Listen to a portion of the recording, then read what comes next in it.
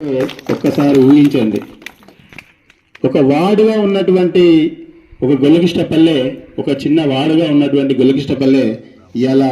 గ్రామ పంచాయతీ గ్రామ పంచాయతీ ఇచ్చినటువంటి ఘనత ఓన్లీ రాజన్నకు ఉంటుంది, కేసీఆర్ గారికి ఉంటుంది, టీఆర్ఎస్ పార్టీకి ఉంటుంది, ఇంకెవరికి ఉండదు. అంత మంచి గుర్తింపు ఇచ్చినటువంటి గొల్లకిష్టపల్లెకు చాలా కృతజ్ఞత భావంతో మనందరం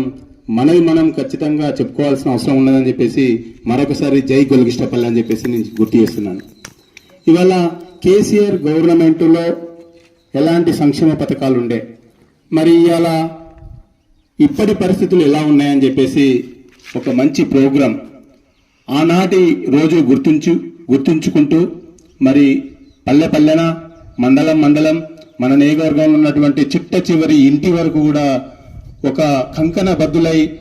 ఒక కాలుకు బలపం కట్టుకొని తిరుగుతున్నటువంటి మన రాజన్నకు మనం ఏమిచ్చి రుణం తీర్చుకోగలుగుతాం, అవన్నీ కూడా మనం గుర్తుంచుకోవాల్సిన అవసరం ఉన్నదని చెప్పేసి మరొకసారి గుర్తుంచుకుంటూ, మరియు సంక్షేమ పథకాలు ఎటుబాయా అని చెప్పేసి ఒక మంచి ప్రోగ్రాం తీసుకొని మన గ్రామానికి, మన గొల్లకిష్టపల్లె గ్రామానికి ముఖ్య అతిథిగా వచ్చినటువంటి తెలంగాణ తొలి ఉప ముఖ్యమంత్రి వర్యులు రాజన్న గారికి, మరియు తొలి వైస్ ఎంపీపీ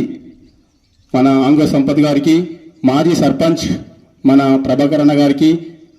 మన మండల కోఆర్డినేటర్ సురేషణ గారికి, మరియు కోఆప్షన్ జానన్న గారికి, మరియు ఈ ఊరు బిడ్డ మరియు గొల్లకిష్టపల్లె గ్రామశాఖ అధ్యక్షులు బత్తుల సీనన్న గారికి, మరియు కేసీఆర్ గారి యొక్క వారధులైనటువంటి కార్యకర్తలందరికీ కూడా శుభాకాంక్షలు తెలియజేసుకుంటూ, మరి ఇవాళ మనం అందరం కూడా చూస్తున్నాం, ఇవాళ తెలంగాణ రాష్ట్రంలో చాలా పనులు జరిగినాయి. 10 సంవత్సరాలు కేసీఆర్ గవర్నమెంట్లో రైతులను తెలుగు కళ్ళ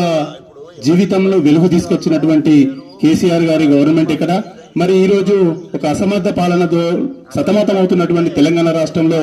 ఈ రోజు పాలన ఎట్లా ఉందని చెప్పేసి మనం కళ్ళకు కట్టినట్టుగా మనకు కనబడుతున్నాయి. ఇవాళ పండు ముసలమ్మ కూడా గుర్తించుకుంటుంది గవర్నమెంట్ ఆనాటి రోజులు ఆ యొక్క చేష్టలు మనం ఎండగట్టాల్సిన అవసరం ఎంతగానో ఉన్నదని చెప్పేసి మనం గుర్తు చేసుకుంటున్నాం. నాడు ఫిబ్రవరి 23rd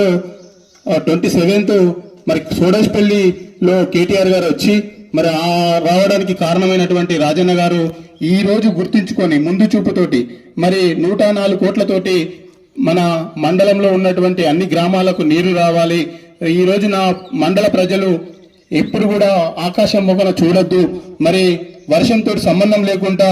మార్చి మే ఏప్రిల్లో మేము చెరువులు నింపాలి, మరి వర్షంతో